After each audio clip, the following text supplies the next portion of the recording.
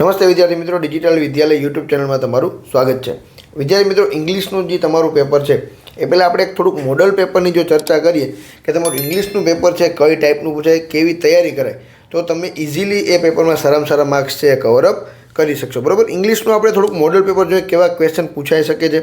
ઇંગ્લિશમાં ખાસ કરીને જો બેઠા ક્વેશ્ચન પૂછવાની કોઈ શક્યતા નથી હોતી, પણ એક તમને પ્રકાર ખબર હોય કે ભાઈ આ ટાઈપના ક્વેશ્ચન પૂછાય. જેમ કે આ પ્રથમ છે કે read the exact and answer the question, એટલે કે તમને એક ફકરો આપેલો છે એના આધારે તમારે ક્વેશ્ચનના આન્સર કરવાના હોય છે. આ ખાસ કરીને તમારે પ્રેક્ટિસ કરવાની છે કે ભાઈ બને એટલું જલ્દીથી આપણે પેરેગ્રાફ છે એને વાંચી અને એના આન્સર કેવી રીતના કરી શકીએ. બરાબર. ઇઝી જોઈએ, બેઠે બેઠા જવાબ છે તમને પેરેગ્રાફની અંદરથી મળી જતા હોય છે. તે ઉપરાંત તમને આગળ વાત કરીએ તો કઈ ટાઈપના બીજા ક્વેશ્ચન પૂછાય છે. જો આ તો હજી ઓલા જ છે, આપણે હજી આગળ વાત કરીએ રીતના. ત્યાર પછી વધારે પૂરતા તમને ફકરા ટાઈપ જ ક્વેશ્ચન હોય છે, એમાંથી તમારે જવાબ લખવાના હોય છે. અને ત્યાર પછી આવે છે આ ટાઈપના કે write a short note focusing on the question. તમને ક્વેશ્ચન આપેલા હોય છે અને એના આધાર ઉપર તમારે શોર્ટ નોટ લખવાની હોય છે. શોર્ટ નોટની જો તમે પ્રેક્ટિસ કરી હશે તો પણ તમે સારામાં સારા માર્ક્સ છે એમાંથી લઈ શકો છો. બરાબર. શોર્ટ નોટ પ્રેક્ટિસ ખાસ કરીને કરજો. એક્ઝામ ટાણે પછી ત્યાં તમને કાંઈ આઈડિયા નહીં આવે કે કેવી રીતના આપણે પોઈન્ટ લખવા. તો શોર્ટ નોટ 8 થી 10 તમે શોર્ટ નોટ વ્યવસ્થિત ખાલી લખી લેશો ને તો પણ તમને આઈડિયો આવી જશે કે ભાઈ આ ટાઈપના આપણે ક્વેશ્ચન આપેલા છે, આના આધારે આપણે શોર્ટ નોટ છે કઈ રીતના લખી શકે. એટલે દરેક વિદ્યાર્થી મિત્ર શોર્ટ નોટ ખાસ તૈયાર કરી લેવાની છે. બરાબર. અથવામાં પણ તમને એક અથવા એક આપેલો છે, એમાંથી ગમે તે એક તમને જે વ્યવસ્થિત આવડતી હોય એ તમારે એક્ઝામમાં લખવાની થાય. ત્યાર પછી તમને આ રીતના ટ્રુ ઓર ફોલ્સ પૂછેલા હશે કે ભાઈ સાચું કે ખોટું એ તમારે કહેવાનું છે. એ ટાઈપના ક્વેશ્ચન હશે. ખાસ કરીને જો તમને ઇંગ્લિશનું ખાલી ગુજરાતી તમને કરતાં આવડતું હશે ને મેક્સિમમ સારામાં સારું, બરાબર, તો પણ તમે સાચા ખોટાના આન્સર છે કરી શકશો. રેડી. ત્યાર પછી સેક્શન બીની વાત કરીએ તો એમાં તમને સ્ટાન્જા અને એક ટાઈપના એ જ આન્સર ધ ક્વેશ્ચન કરવાના હોય છે તમારે એના આધારે જ.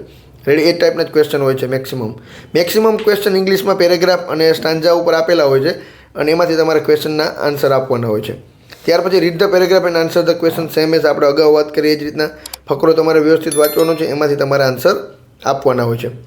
ત્યાર પછી જો આ ટાઈપનો પણ ક્વેશ્ચન પૂછાય કે read the advertisement and answer the question given below. એટલે આ ટાઈપની તમને એક એડવર્ટાઇઝમેન્ટ આપેલી હોય.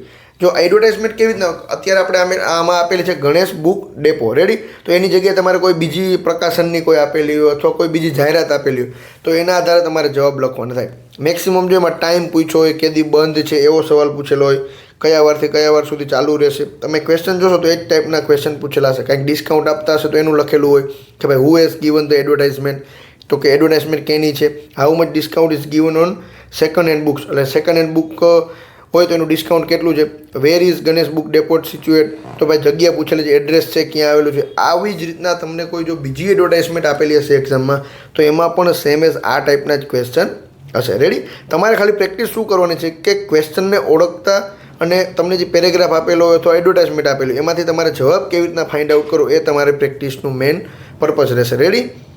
ત્યાર પછી આપણે આગળ વાત કરીએ તો એમાં આ ટાઈપના ક્વેશ્ચન હશે કે read the dialogue and answer the question, એટલે કે મનીષ અને ભાવેશ વાત કરે છે, બરાબર, કંઈક એના આધાર ઉપર તમારે જવાબ છે આપવાના હશે. ઇઝી છે, કાંઈ એમાં એટલું બધું અઘરું પૂછતા છે એ નહીં. ઇંગ્લિશના પેપરમાં ખાસ કરીને જો તમને સ્પેલિંગ સરખા આવડતા હશે, એના મતલબ તમને જો ખબર પડતી હોય તો મેક્સિમમ માર્ક્સ તમે ઇંગ્લિશમાં કવર કરી શકો છો. પછી સેક્શન સી છે કે ભાઈ match the language functions with sentence. બરાબર. Lata can sing very sweetly, તો એની સામે બીમાં તમને જે લાગતું હોય એના આધારે તમારે જવાબ છે ટીક કરવાનો થશે. બરાબર. ઇમોશન છે કે કોઈ બીજી expressing ability, showing reason, describing place, તો તમારે આઈડિયો લેવાનો છે કે ભાઈ આ જે ક્વેશ્ચન છે એના આધાર ઉપર બીમાંથી તમે જવાબ છે શું સિલેક્ટ કરો છો. આ ટાઈપના ક્વેશ્ચન પણ હશે.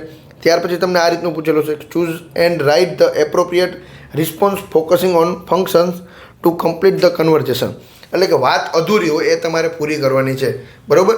તમારે ઓપ્શન પણ તમને સાથે સાથે આપેલા છે. ઉપરનો તમારે father, what is Rachana doing now, તો મધર અને જે એક્શન જે થતી હોય એ તમારે જવાબમાં પૂર્ણ કરવાની રહેશે. રેડી. એવી જ રીતના સેમ એસ ક્વેશ્ચન તમને આપેલા છે, બધામાં તમારે પ્રેક્ટિસ ખાસ કરી લેવાની છે. મોડલ પેપરની વાત કરીએ તો મોડલ પેપરમાં શું હોય કે તમને એક આઈડિયો આવી જવો જોઈએ કે આપણું બોર્ડનું જે પેપર છે એ આ ટાઈપનું કંઈક હોય. બેઠે બેઠું પૂછાય એવી કોઈ પોસિબિલિટી ન હોય, પણ ટાઈપ તમને ખબર પડી જાય ને તો પણ તમારી તૈયારી છે વ્યવસ્થિત હોય તો તમને મેક્સિમમ માર્ક્સ આવે. Ready. Complete the sentence using the function given in the brackets, એટલે બ્રેકેટ છે તમે જો બાજુમાં તમને આપેલું છે ભાઈ શોવિંગ કમ્પેરિઝન, તો કમ્પેરિઝન ટાઈપ તમારે છે જવાબ લખવાનો છે. પછી શોવિંગ અલ્ટરનેટિવ્સ અને ડિસ્ક્રાઇબિંગ રીઝન કે કંઈક કારણ આપવાનું હોય એ રીતના તમારે જવાબ લખવાનો થાય. એ જ ટાઈપના ક્વેશ્ચન હશે. તમારી એક્ઝામમાં પણ આ જ સેમ એઝ આ ટાઈપના જ ક્વેશ્ચન તમને જોવા મળશે.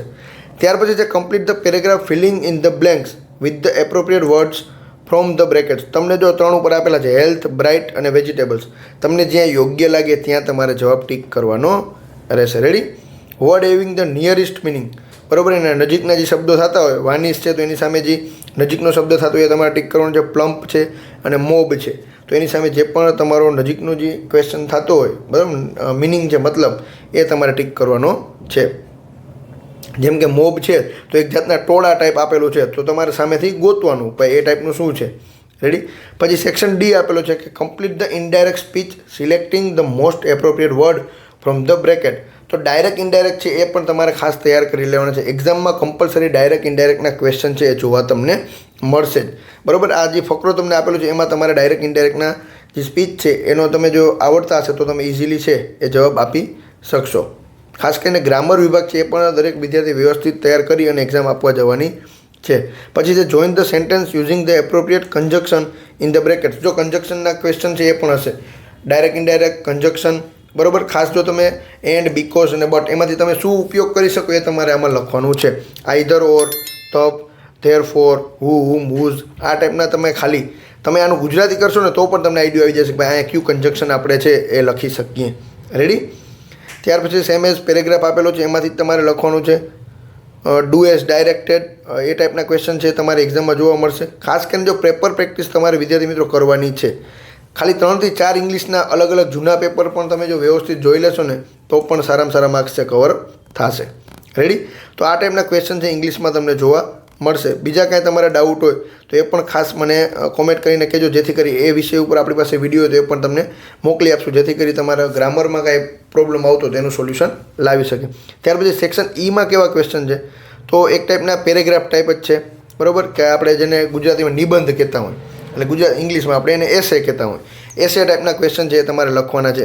જો કે અહીંયા આપેલું છે the problem of home makers અને બીજો છે the teacher I like most.